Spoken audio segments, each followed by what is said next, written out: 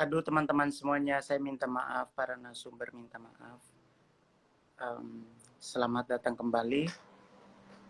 Tadi jaringan di saya tuh down tiba-tiba.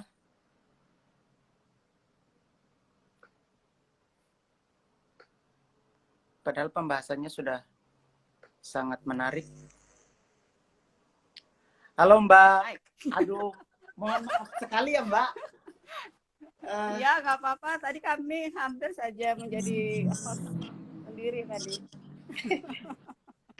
Saya minta maaf sekali. Aduh, jaringan saya ini perlu disubsidi negara kayaknya.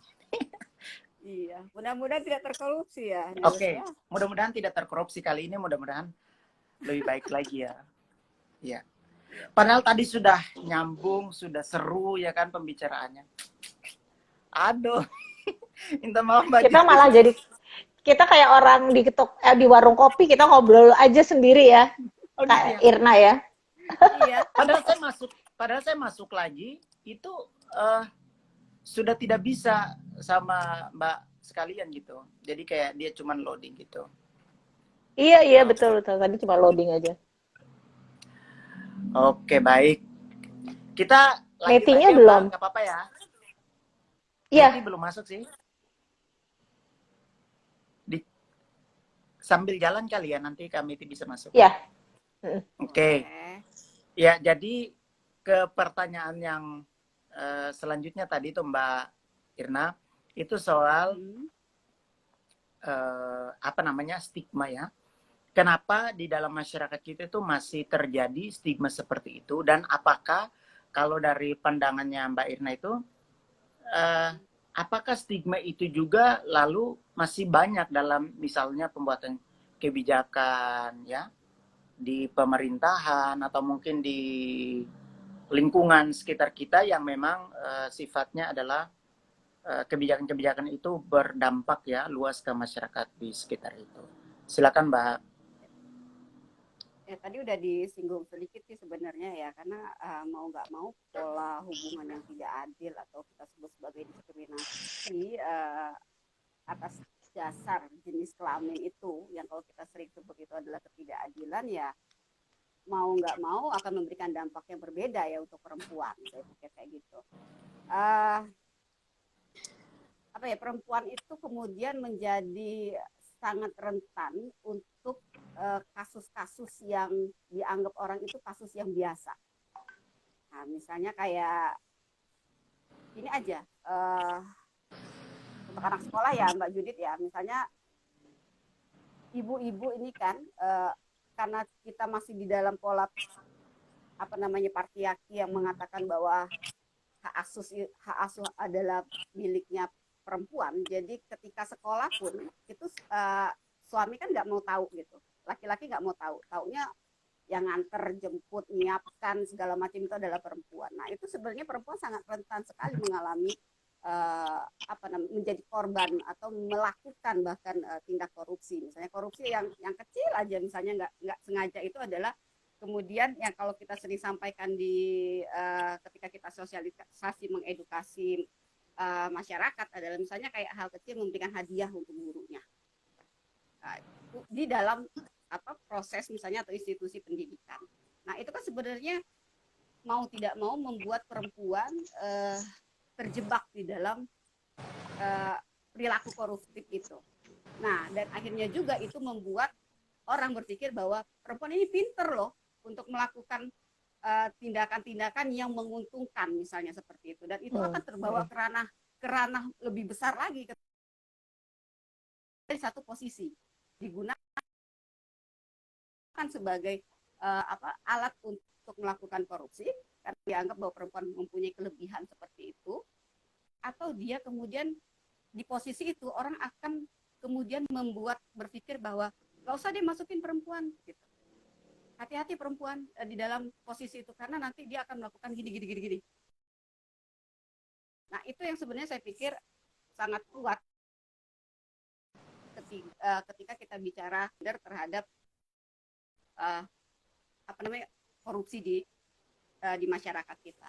Nah jadi memang dampaknya balik-balik lagi untuk di posisi publik, perempuan akan kemudian menjadi alasan misalnya terjadi tindak korupsi, misalnya perempuan juga di kehidupan sehari-hari itu kemudian seakan-akan terjebak di dalam perilaku yang sebenarnya apa ya, dianggap itu tidak hal yang besar seperti itu. Nah, yang SPAK lakukan adalah kemudian membenarkan itu ya Mbak Judith ya. Jadi kita memulai tidak tidak membiasakan yang benar gitu, bukan membenarkan yang biasa. Nah, jadi kalau misalnya ada perilaku-perilaku yang seperti itu, ya kita sampaikan bahwa itu tidak boleh dilakukan lagi, karena mau tidak mau itu akan membentuk karakter yang sebenarnya menurut orang biasa itu sebenarnya tidak baik, dan itu akan terbawa ke ranah ke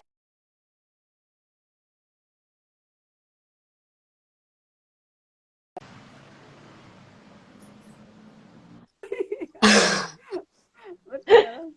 Dia Benar. muter-muter. Nah, tuh dia muncul. Oke. Heran juga ya jaringannya agak jelek gimana gitu. Aduh, sekali lagi mohon maaf ya kami tidak. Kamu udah mandi belum, Neles? Udah mandi. Mungkin tapi kamu belum mandi. Diskusi ini tuh bikin aku berkeringat. Setelah jaringannya tadi itu, waduh, langsung keringat muncul kan, kata panik. Gitu. Iya. Oke. Iya, aduh menarik ya. Nah, ini kita sudah dengarkan dari dua pakar sebenarnya kan. Karena bergiat dalam isu korupsi setiap hari. Kita mau dengar juga nih, kalau pengalamannya Kamiti, mungkin sehari-hari lah ya, hal-hal sederhana apa yang Kamiti mungkin perhatikan itu adalah perilaku yang sebetulnya mengarah ke korupsi, dan biasanya bagaimana Kamiti menyadarkannya diri sendiri atau mungkin lingkungan sekitar. Kita mau dengarkan itu dulu, nanti baru kita lanjut lagi dengan pertanyaan-pertanyaan lebih lanjut. Silakan Kak. Ya, kalau saya secara pribadi sendiri melihat bahwa korupsi itu, terutama bila melibatkan perempuan, itu adalah hasil dari ketidakadilan yang terjadi di dalam masyarakat ya. Kita sendiri tahu, khususnya saya ambil contoh nyata kita di Papua sendiri, di Timika itu saya melihat bahwa peran perempuan terutama kesempatan untuk mendapat pekerjaan saja contohnya itu sangat kecil. Kita bisa lihat misalnya ini ada buka lowongan pekerjaan, lalu mereka tulis di situ diterima posisi ini khusus pria. Itu sebenarnya saja sudah diskriminasi terhadap gender. Kenapa pekerjaan itu yang diterima pria? Yang hal-hal seperti ini itu sepertinya di dalam kehidupan masyarakat kita sudah dinormalisasikan, sehingga orang merasa itu sesuatu yang biasa. Padahal ini harus dirubah, pola-pola itu. Wanita harus lebih dilibatkan lebih banyak di dalam kehidupan sehari-hari. Contoh yang tadi dalam pekerjaan itu.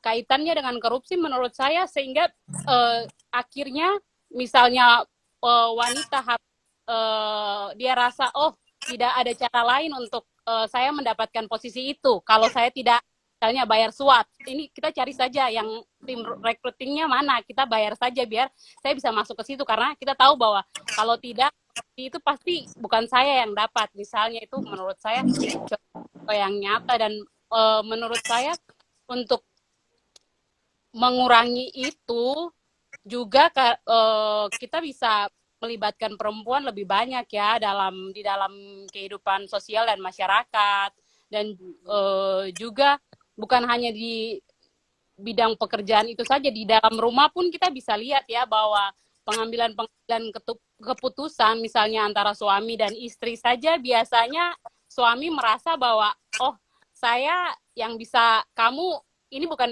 urusanmu untuk mengambil keputusan ini atau itu, biar saya saja sebagai suami. Jadi perempuan itu dia sebenarnya akhirnya menjadi korban ya, yang membuat dia seperti tadi Mbak Judy dan Irma sudah jelaskan bahwa itu yang mendorong dia, karena dia sebenarnya ini merupakan hasil dari ketidakadilan sendiri yang dia rasakan dan mendorong dia untuk melakukan korupsi itu sendiri. Tadi juga Nela sempat bilang kenapa jadinya jadi disorot gendernya, karena menurut saya itu tadi seperti yang saya jelaskan, karena peran perempuan tuh masih sangat kurang ya. Jadi ketika ada hal ini terjadi dan melibatkan perempuan, karena yang biasanya dalam setiap pengambilan keputusan lebih banyak dilibatkan adalah laki-laki, jadi ketika yang terlibat adalah perempuan, lalu kemudian lebih disoroti gendernya ketimbang diusut sebenarnya kenapa alasan dibalik kasus ini. Seperti itu kalau dari saya. Oke, baik. Ya, terima kasih Kamiti. Nah, karena ini soal soal sorotan terhadap perempuan, saya juga mau minta tanggapan untuk poin itu. Kenapa pemberitaan itu selalu mengarah ke gendernya, jenis kelaminnya? Cantik tapi korupsi. Perempuan kok korupsi? Sebenarnya ada apa? Kenapa terbentuk pola yang seperti itu? Saya juga mau minta tanggapan. Silakan. Mbak Judy. Kak Irna dulu tuh. Oh, iya, aku baru mau bilang Kak Irna dulu. Iya. Ya sebenarnya itu tadi sudah disampaikan ya, kan ada pola relasi kuat banget dengan ketidakadilan gender itu tadi. Jadi ketika misalnya perempuan nggak jangan dilihat cantiknya sih, nggak dilihat perempuannya, tapi lihat perilakunya. Nah, tapi balik-balik lagi memang selalu perempuan yang kemudian menjadi apa ya, saya bilang ya, yang terdampak itu memang benar-benar perempuan. Misalnya kayak saya udah agak greget sebenarnya kalau ngomongin tentang kasus korupsi, tapi selalu saja yang muncul langsung aja Mbak aja. Iya, yang muncul adalah misalnya si perempuannya kayak gitu ya. Bagaimana sebenarnya kayak ada salah satu partai politik yang kemudian membuat iklan anti korupsi di depan pandang. Banyak itu sebenarnya yang politisi-polisi, tapi yang selalu terekspos adalah perempuan kayak gitu. Jadi dianggap bahwa perempuan itu ya inilah ya kemudian menjadi biangnya gitu. Nah itu ya sebenarnya saya pikir kalau ditarik-tarik kenapa perempuan ya karena ada ketidakadilan gender itu gitu. Ada relasi yang timpang antara laki-laki dan perempuan. Selama relasi itu masih timpang, masih ada terjadi ketidakadilan gender, ya akan selalu semua tuh akan berdampak ke perempuan. Nah kalau perempuan kalau prestasi bagus di posisi bagus, yang selalu yang dipuji atau yang dinyatakan baik itu adalah laki-laki. Tapi ketika misalnya posisi bagus, prestasi bagus, tapi tersandung dengan korupsi gitu kan, selalu yang disalahkan tuh perempuan kayak gitu. Nah jadi saya pikir itu yang nggak akan selesai di masyarakat selama memang masih ada pola-pola bahwa perempuan itu yang dengan semua konstruksi yang ada di diri perempuan yang menyebabkan ketidakadilan perempuan. Oke, baik. Aku punya satu pertanyaan buat Mbak Judy ya. Soal ini Mbak, ada di masyarakat itu biasanya mereka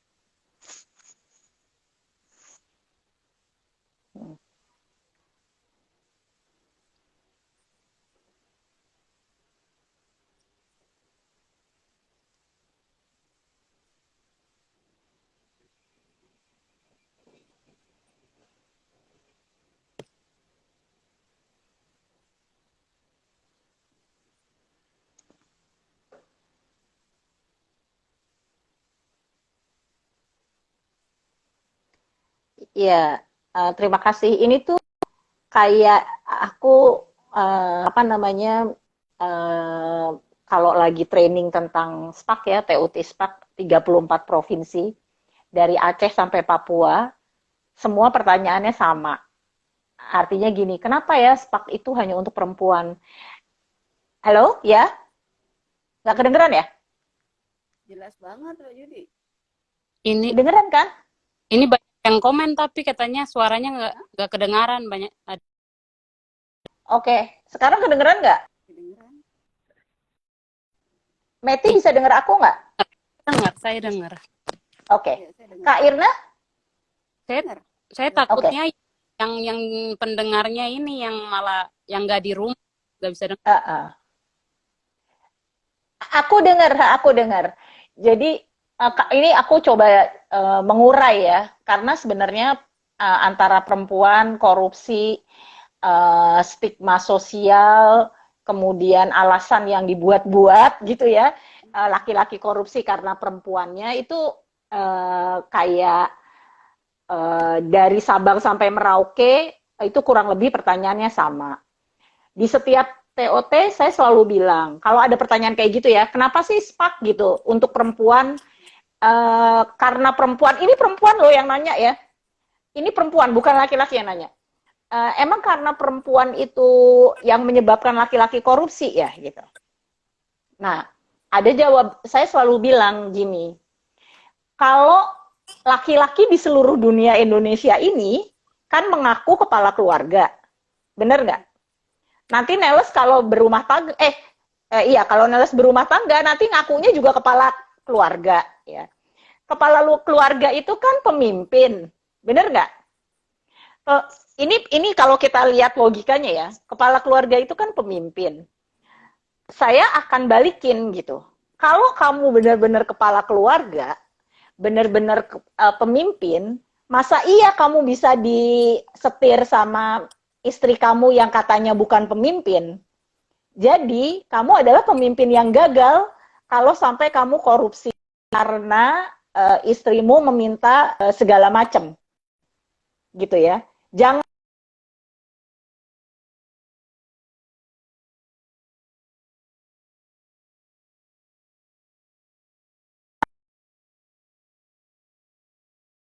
tapi saya nggak pernah dengar korupsi yang terungkap apapun itu, mau pejabat publik, mau dari ada yang bilang bahwa mereka korupsi itu karena minta macam-macam. Aku belum pernah dengar gitu. Ya, aku belum pernah dengar. Nah, maka itu semua yang beredar itu sebenarnya berhubungan dengan stigma sosial terhadap perempuan. Ya. Stigma sosial terhadap perempuan yang sudah dibentuk sepanjang peradaban ini. Mungkin aku lain, tapi setidaknya sepanjang peradaban stigma perempuan itu selalu dikaitkan dengan hal-hal seperti ini. Sama seperti misalnya ada keluarga bercerai, ya, ada keluarga bercerai. Pasti salah satu tuduhannya ini pasti ada orang ketiga, perempuannya yang godain, gitu ya. Atau misalnya perempuan yang godain duda-duda misalnya gitu ya. Itu kan stigma sosial karena satu hubungan itu nggak akan pernah bisa berjalan satu pihak gitu. Ada dua pihak kan yang membuat hubungan itu menjadi terjadi gitu. Tapi kenapa yang ditunjuk perempuan? Itu kan sebuah situasi yang menurut saya basisnya adalah stigma sosial gitu. Ya. Sama seperti kenapa ada sextortion di dalam kasus korupsi gitu ya. Sextortionnya Indonesia itu tertinggi. Ya. Ini Global Corruption 20. Indonesia itu tertinggi. Waktu 2015 saat konferensi anti korupsi di Malaysia, saya masih dengar tuh ketika hakim-hakim perempuan ngomongin sextortion. Dan saya kayak, oh sextortion ya tahu aja gitu. Dalam 5 tahun, Indonesia tuh udah paling tinggi. apa di Asia. Jadi kemarin tuh sempet yang waduh gitu ya, sextortion itu ketika perempuan dijadikan mata uang untuk membayar atau untuk membuat sesuatu yang diinginkan itu bisa didapatkan gitu ya. Dan kebanyakan itu adalah karena relasi kuasa. Ya, misalnya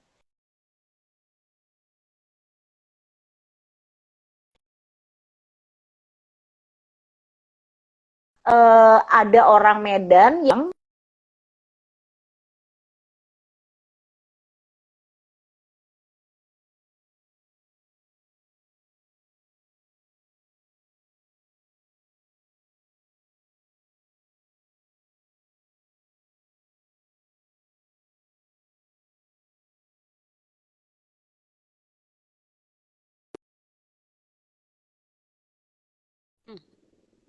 gitu ya. Nah, itu adalah ketimpangan dan itu korupsi karena sextortion itu gitu.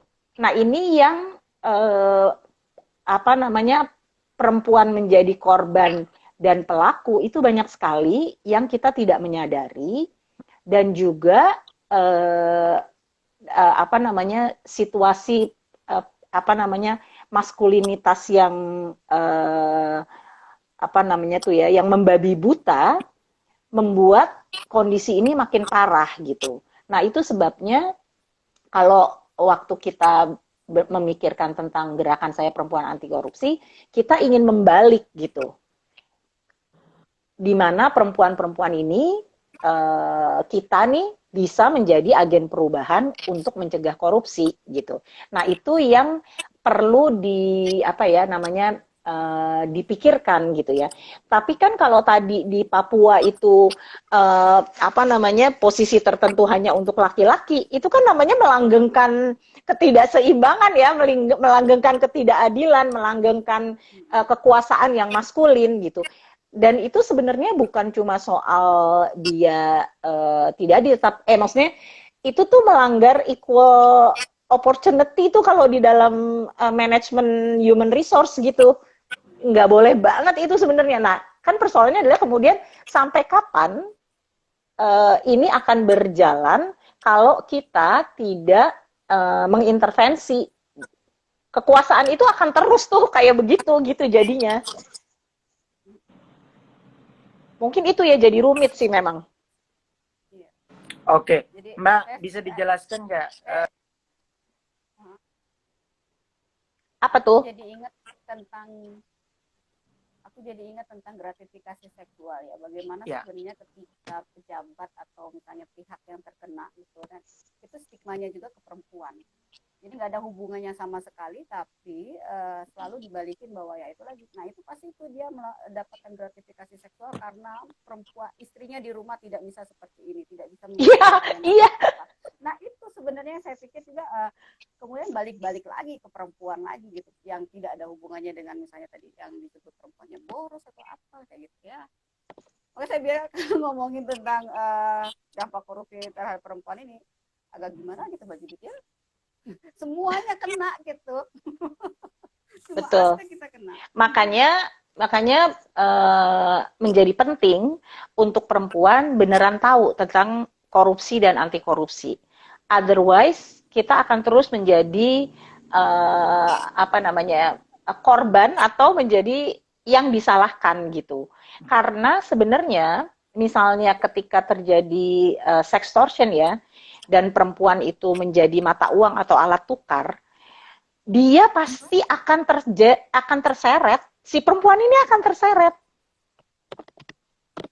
terseret dalam proses panjang pemeriksaan gitu ya, karena kan dia saya bingung juga ya apakah dia termasuk barang bukti atau saksi gitu jadinya.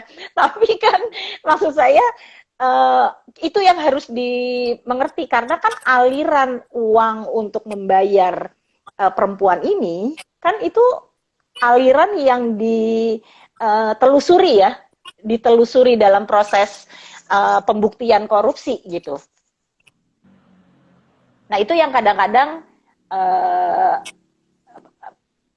kita tuh belum sepenuhnya memahami ya, belum sepenuhnya memahami. Oke.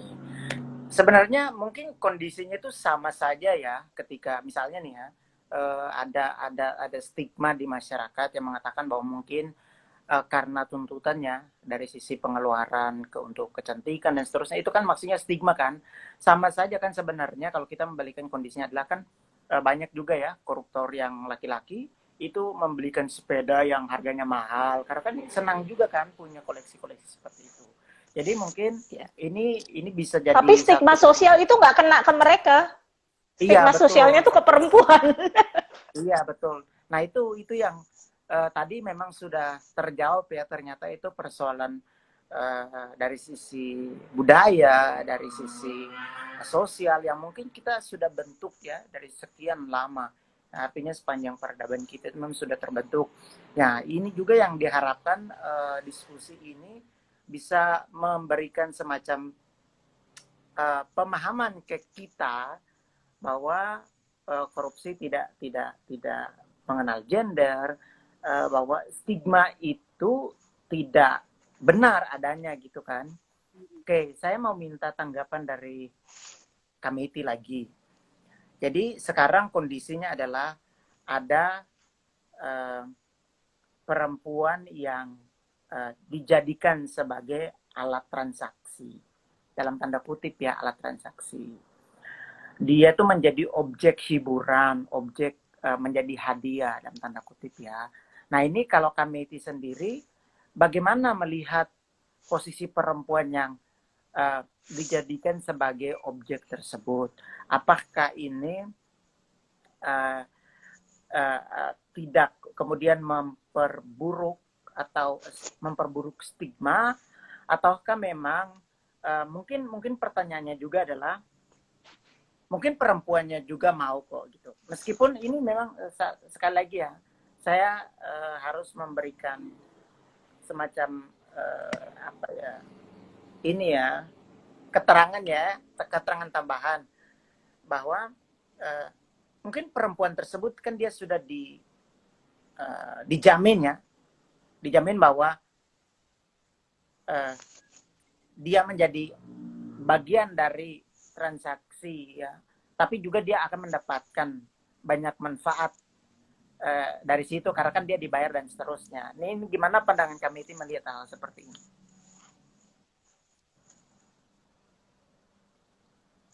Jadi, Neles bisa ulangi lagi pertanyaannya? Oke, ini jadi pertanyaannya adalah bagaimana pandangannya Kamiti melihat perempuan yang dijadikan sebagai objek hiburan. Kan misalnya kayak koruptor-koruptor itu kan jadikan perempuan ini sebagai mungkin teman having fun, ya kan? Jadi hadiah kan terjadi ya. Ini kita terbuka saja, terjadi di mana-mana begitu. Nah, tapi di sisi yang lain juga ada nih orang berpendapat ya nggak masalah juga kan, soalnya dia juga dapat manfaat, dia dibayar dan seterusnya. Atau mungkin itu adalah pekerjaannya dia dan seterusnya. Jadi kalau kita tarik ya, soal itu menjadi pekerjaannya dia dan seterusnya dalam kaitannya dengan isu-isu korupsi seperti ini, apakah kemudian ini tidak memperburuk stigma itu, ataukah kita harus memisahkan gitu? Ya, mungkin ini pertanyaannya agak membingungkan, cuman saya harapkan kami ini bisa menjawab aja gitu. Pertanyaannya susah, woi. Iya ya. Iya. Kalau mungkin saya lebih melihat ke yang tadi saya bilang karena misalnya seperti yang Neles jelaskan tadi, posisi kalau perempuan akhirnya dijadikan alat transaksi begitu, itu kita harus lihat lagi ini alasan kenapa perempuan memilih untuk mau melakukan hal itu. Biasanya karena kembali ke kesempatan buat perempuan itu masih kurang. Jadi perempuan, bagaimana saya bisa memenuhi kebutuhan saya sebagai perempuan kalau di dalam misalnya untuk mendapat kerja yang dengan cara yang baik saja lebih diterima laki-laki di posisi tertentu, lebih banyak yang diterima itu untuk laki-laki. Lalu perempuan akan mencari cara lain bagaimana agar saya bisa tetap menjamin kehidupan saya ya. akhirnya perempuan terlibat lah dalam lingkaran ini, dia mau menjadi alat itu sendiri, alat transaksi seperti yang tadi Neles bilang itu kalau pandangan saya. Jadi harus dilihat sebenarnya ada alasan di balik kenapa perempuan dia mau untuk menjadi alat itu sendiri, karena tuntutan ekonominya dia misalnya, dia tidak punya pilihan lain karena kurangnya kesempatan untuk bekerja di bidang lain, jadi akhirnya dia harus terjun ke situ. Oke, saya mau ke Kak Irna sekali lagi ya. Iya. Kalau saya sih ngelihatnya ya, saya nyambung yang jawab tadi ya, kayaknya menarik karena kan kadang-kadang juga kita mengenal PSK, jadi dia memang benar-benar pekerja seksual komersial gitu. Jadi dia tahu apa yang dia lakukan, apa yang dia kerjakan, dan dia tahu konsekuensinya. Nah, yang kalaupun misalnya ada tertangkap atau terungkap, kan yang sebenarnya tidak dilihat adalah siapa yang memberikannya, kemudian mengapa diberikannya. Nah, apa sih yang diinginkan orangnya ketika dia memberikan misalnya gratifikasi seksual, kalau saya bilang misalnya memberikan layanan perempuan misalnya untuk si pemegang kuasa, itu nggak pernah dilihat, tapi selalu dilihat bahwa ini si perempuannya gitu loh. Nah ini nih selalu yang dikejar adalah si figur perempuannya. Nah itu yang saya lihat sisi lain kenapa kemudian perempuan ini di dalam kasus lingkaran korupsi selalu dilihat dari sosok perempuannya, tidak pada melihat pada kasusnya seperti itu. Nah kalau misal itu satu sisi ya, kalau dia misalnya pekerja seksual komersial yang memang benar-benar itu profesi dia. Nah tapi juga kadang-kadang perempuan terjebak di dalam perdagangan orang, dia nggak tahu gitu loh. Nah jadi bisa jadi dia mungkin di dalam satu perusahaan yang dia tanpa sadar bahwa pekerjaan dia itu sebenarnya adalah untuk misalnya melakukan salah satu gratifikasi, misalnya nih ya, staff gitu kan, staff perempuan, kamu kawan ya misalnya ini kita si A si B gitu kayak gitu, dia nggak tahu bahwa yang dia kerjakan itu bisa jadi dia nggak masuk dalam tupoksi pekerjaan dia gitu loh. Nah itu masuk, kalau kata saya itu masuk ke dalam proses perdagangan orang. Jadi memang posisi dia di hire di perusahaan itu memang untuk menemani ya misalnya si A si B untuk minum kopi misalnya gitu kan apa. Nah itu bagi saya tuh balik lagi, perempuan dalam lingkaran korupsi itu dilihatnya adalah sebagai perempuan, sebagai apa ya, tidak pernah agak susah ngomongnya. Jadi selalu dilihat dari sisi itu ya, tidak pernah dilihat bahwa ini nih siapa sih yang memberikan, tujuannya apa kayak gitu. Nah, itu yang tidak pernah terekspos, tapi selalu digunakan bahwa perempuan sebagai alat untuk melakukan korupsi. Itu sih. Dan media selalu menghukum perempuan dengan stigma sosial. Iya. Media kadang lebih tertarik dengan unsur itunya ya, dengan unsur pembahasan tentang hal-hal itu. Jadi memang perempuan itu sebenarnya penghukuman terhadap perempuan itu kejam sekali karena selalu dihubungkan dengan stigma atau norma sosial bahwa perempuan itu nggak boleh begini, perempuan harusnya begitu gitu ya. Nah itu yang kejam. Nah kalau berkaitan dengan tadi contohnya misalnya ke TPPO itu sebenarnya korupsi ya. Saya sampai sekarang nih yakin banget hampir semua kejahatan itu asalnya adalah korupsi. Hampir semua kejahatan itu asalnya korupsi. Perkawinan anak itu asalnya korupsi. Misalnya orang nggak tahu bahwa setandan pisang yang dikasih ke Pak RT atau kepala desa untuk mengubah akte kelahiran supaya anak itu bisa menikah, itu kejahatan korupsi. Karena ketika si kepala desa ini mengubah akte kelahiran itu, sebenarnya Pak RT nggak tahu bahwa Pak RT itu lagi mengantarkan anak ini pada kematian dari setandan pisang loh, sebagai suapnya ya. Itu parah banget, karena kan kejahatan perkawinan anak itu akan end up dengan salah satunya kematian kan. karena dia melahirkan dalam usia muda ketika badannya secara fisik belum siap untuk menanggung beban berat hamil dan melahirkan.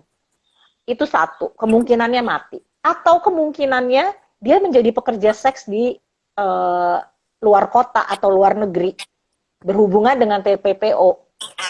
Jadi itu yang sebenarnya orang mikir kejahatan perkawinan anak itu dia nggak stand alone. Dasarnya itu adalah korupsi.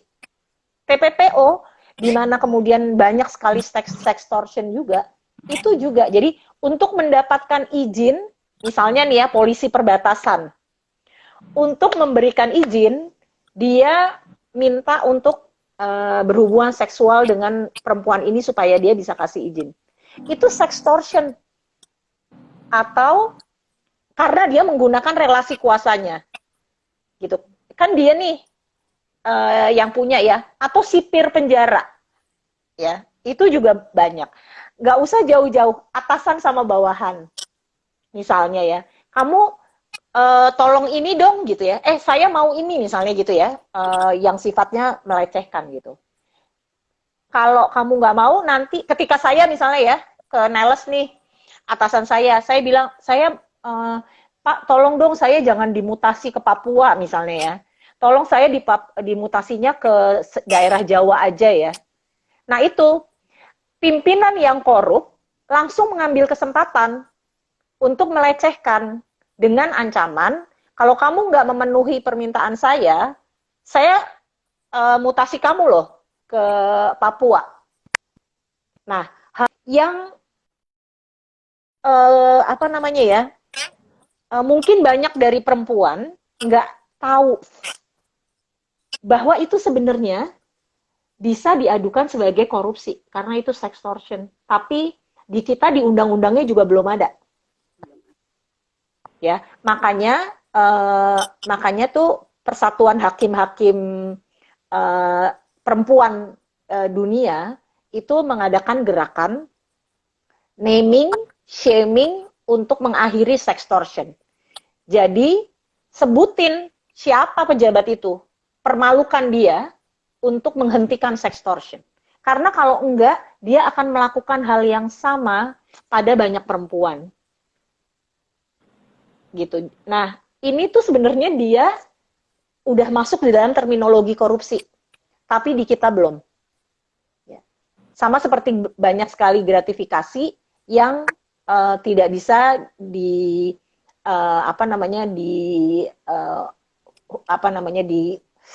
dijerat gitu ya dengan korupsi, kecuali misalnya gratifikasi yang kemudian bisa mengarah kepada ini yang membuat kenapa Indonesia tinggi sekali di Asia, karena kita nggak tahu bahwa itu adalah bagian dari korupsi. Ketika dia dipotret dengan Global Corruption Barometer, ketangkep tuh itu gitu.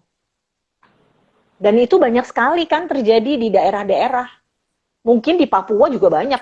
Saya percaya di mana-mana banyak. Wong di kota aja banyak. Waktu itu kalau nggak salah saya pernah baca tuh di salah satu kementerian itu terjadi. Hakim yang mau buat keputusan juga bisa karena powernya ada di dia.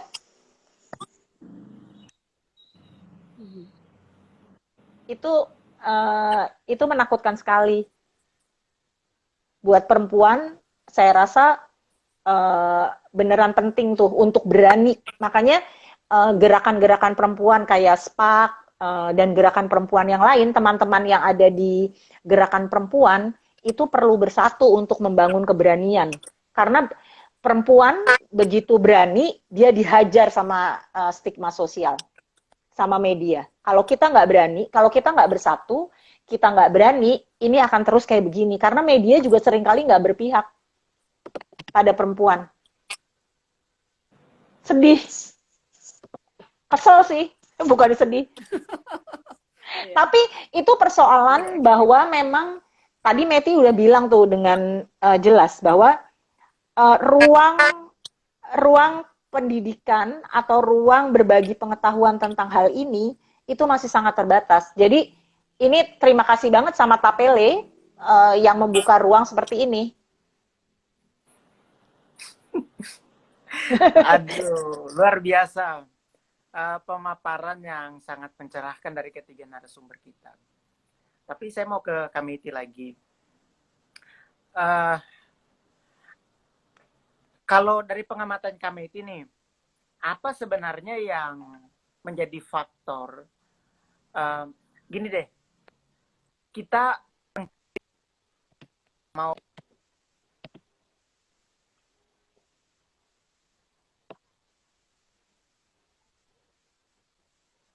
Iya, betul.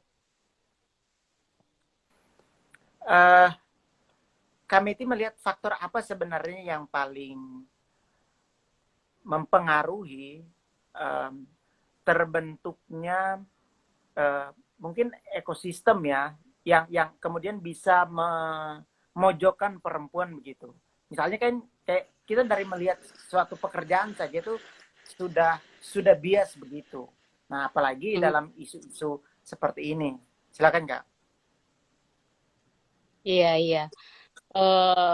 Kalau menurut saya ya seperti yang Neles bilang tadi, budaya patriarki yang sangat kuat itu juga turut mempengaruhi ya terjadinya hal ini. Jadi perempuan kemudian dianggap bahwa peran perempuan di dalam masyarakat ataupun di dalam keluarga itu tidak cukup signifikan ya. Saya misalnya ambil contoh mungkin ketika saya memutuskan buat sekolah ya untuk studi lanjut S2 saja karena saya sudah berkeluarga, akhirnya ada pula pembicaraan di belakang yang saya dengar bahwa kenapa sih mau sekolah lagi, bahkan ketika saya bilang sama teman-teman di kantor saya resign karena saya dapat beasiswa buat lanjut studi, lalu teman laki-laki saya di kantor tuh sampai bisa bilang gini,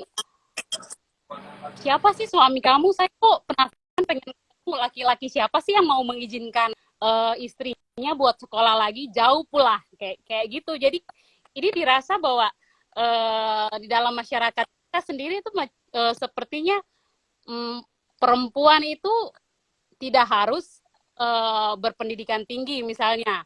Perempuan tidak boleh melebihi laki-laki. Jadi laki-laki harus selalu ada di posisi atas dibanding perempuan. Gitu. Sorry, tadi poinnya Neles apa lagi?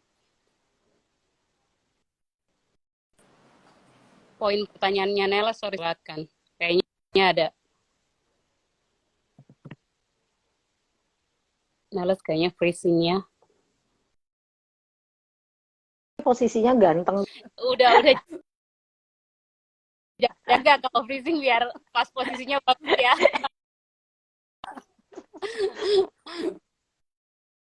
Ada bergerak lagi. Neles di Timika atau di mana ya? Sinyalnya gangguan sekali. Di Jakarta sih dia. Oh, Jakarta. Kebawa motor kayaknya itu sinyal. Tapi aku jadi pengen tahu deh, bahkan di apa namanya di Jayapura dan Timika, berarti masih berpikir begitu ya, Meti ya? Iya, benar. Apalagi yang di kabupaten-kabupaten atau daerah-daerah lainnya.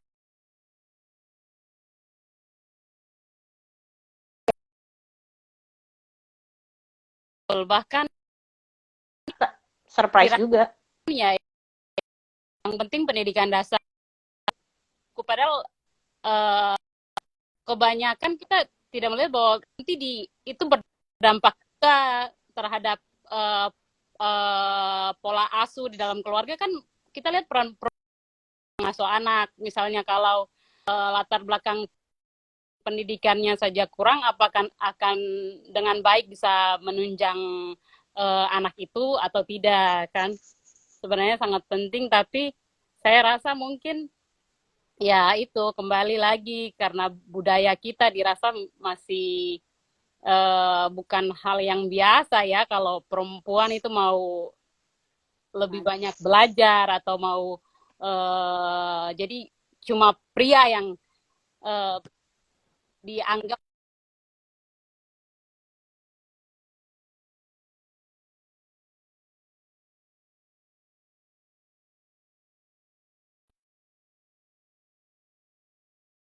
dan istrinya gitu kan, sampai Iya, iya mau betul. iya mengalah gitu kan. sampai